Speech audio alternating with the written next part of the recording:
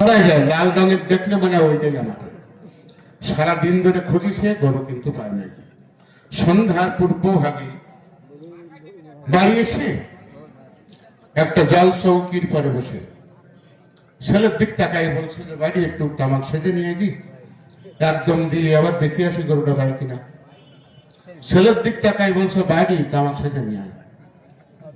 রান্নাঘরে বউ ছিল, ওই জায়গাতে উত্তর দিল, কয় মুখের দিক তাকাই দেখো দি কারে বাড়ি করছো। তো কয় ওরে মা, গরু আড়াই গেলি কারে কি কইতা ঠিক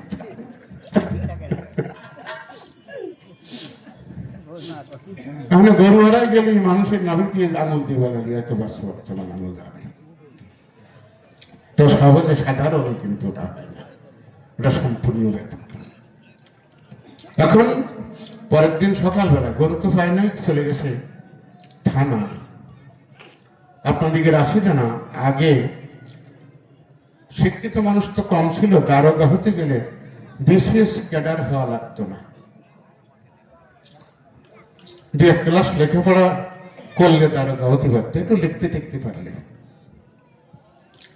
এখন সকালবেলায় যেয়ে বলছে দারোগা বাবু এটা ডায়েরি করতে হবে, গরু হারায় গেছে, তা খাতাটা বের করেন। খাতাটা বের করে করার সঙ্গে সঙ্গে কয় যে তোমার নাম বলো। তোকে আমার নাম গৌরাঙ্গ। ওই দারোগা বাবু কিন্তু উময় গোয়াটা লিখতে পারতো না, ওই সংযুক্ত অক্ষরটা দিতে পারতো না। তো সকালবেলা ঘুমিয়ে কার মুখ দেখতেছে, যা লিখতে পারি না সেই নামের একজন আছে। তাই তোর নামে ডায়েরি হবে না, তোর বাবার নাম কর। তো কয় আমার বাবার নাম হচ্ছে ত্রিভঙ্গ। আরে হায় ঠাকুর, সকালে কার মুখ দেখে উঠিলাম, যা পারি না তাই কয়। কয় তোর বাবার নামে ডায়েরি হবে না, ও নাম ভালো না, তোর ঠাকুরদার নাম কয়। কয় ঠাকুরদা তো মারা গেছে, তা যাই মারা যাক, তোর ঠাকুরদা তো তার নামে ডায়েরি হবে, তার নাম কি?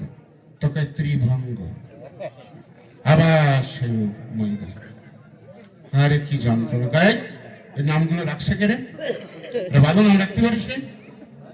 আজ 3 পুরুষ ধরে যে নাম রাখছে কোনো নামের মধ্যে পড়ে? এই তোর গরুর রং কি? তাই কয়। তোকে আমার গরুর রং হচ্ছে রাঙ্গা। আবার সেই মই গায়, কি জ্বালায় পড়িছে রে দাদা।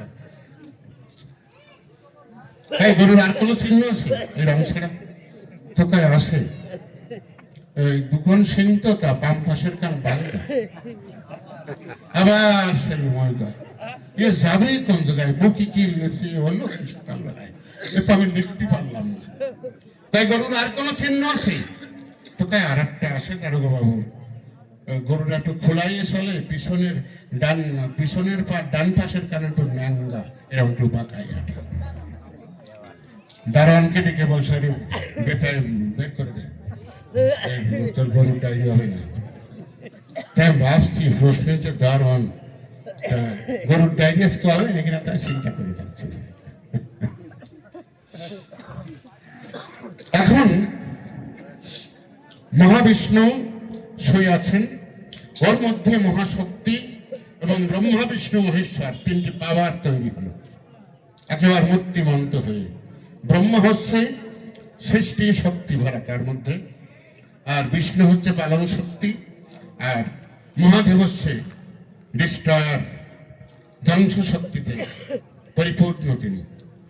এখন ওরা দুইজন তো আপত্তি করলো, সৃষ্টি রক্ষা করতে হবে, যে নারী তৈরি হয়েছে সে তো মা, ওই মাকে কি করে বিয়ে করবে? আর মায়ের তো অনন্ত শক্তি, তা মায়ের শক্তি কমাতে হবে, তাহলে আদিদেব মহাদেব তাকে বিয়ে করতে পারে, দেখবেন পুরাণে লেখা আছে। এখন মায়ের শক্তি কমাবার তরে আমি বলি কাব্য সভার গোচরে অগ্নি করা হলো অগ্নি প্রজ্বলন। ওই আগুনের মধ্যে একবার দিচ্ছে আবার সরাচ্ছে, এইভাবে আগুন হ হ করে জ্বলে উঠছে, আবার রি রি করে নিভে যাচ্ছে। এই হ রি এই শব্দটি ঊর্ধ্ব আকাশে গিয়ে গোলকে গোপন হয়েছিল, ওইটা হচ্ছে হরি। আপনাদেরকে জানানো ভালো, এইভাবে হরি শব্দটি সৃষ্টি হলো, আদি বীজ। এখন আদি বীজ কেউ কেউ বলছেন কিন্তু রাধা। এবার আসেন, হরি সম্বোধনে হরে, হরে শব্দে কিন্তু রাধা। বড় অভিধান পড়ে দেখবেন, হরি সম্বোধনে হরে আর হরে শব্দে কিন্তু রাধা। এই তিন সম্প্রদায়ের মধ্যে কোনো ভেদ নাই। বৈষ্ণব যারা, তারা কি নাম করে? হরে কৃষ্ণ কৃষ্ণ কৃষ্ণ হরে হরে, হরে রাম রাম রাম হরে হরে। এই হরে হচ্ছে 8 বার না? গৌর কথা পড়ে দেখবেন ডক্টর মহানামব্রত ব্রহ্মচারীজির, ওখানে সুন্দর করে ব্যাখ্যা আছে। ও হরে 8 বার কিনা, এজন্যে রাধার 8টি নায়িকা মূর্তি ওইখানে আছে। আর কৃষ্ণ 4 বার, 4টে নায়ক মূর্তি কৃষ্ণের, আর 4 বার হচ্ছে রমণ। জীবাত্মা পরমাত্মার মধ্যে যে মিলন সংগঠিত হয় তারে কিন্তু রমণ কয়। এটা ঊর্ধ্বগামী রমণ, নিম্নগামী রমণ নয়। তাহলে কি হলো? আপনাদের আছে জানা, বৃন্দাবনে কেউ কিন্তু কখনো কৃষ্ণ নাম করে না, জানেন তো? কি বলে? জয় রাধে রাধে রাধে। সাধুরা সম্বোধন করে জয় রাধে রাধে রাধে। রাধে হচ্ছে শ্রেষ্ঠ নাম। একজন পদকর্তা গান লিখেছেন, অল্প ভাগ্য বৈরাগ্যে চিনবে কি সেই শ্রী রাধাই। সেনায় সামান্য রমণী, রমণীর শিরোমণি, সুষুম্না চিত্তানি রূপে সুষুপ্তা সাপিনী প্রায়। সে সাধ্য বলয় আকারে মূলাধারে পারে ঘুম, যোগে জাগে জাগাইয়া দেখরে তার লীলার ধুম। কথায় বললে বুঝবে কি তা, যা বোঝে না গণেশের পিতা। স্তব্ধ বেদ পুরাণ গীতা, যার গুণ বর্ণনায় অল্প ভাগ্যে অবৈরাগ্যে চিনবে কি সেই শ্রী রাধাই। এই রাধা আর এই হরি কিন্তু একই কথা।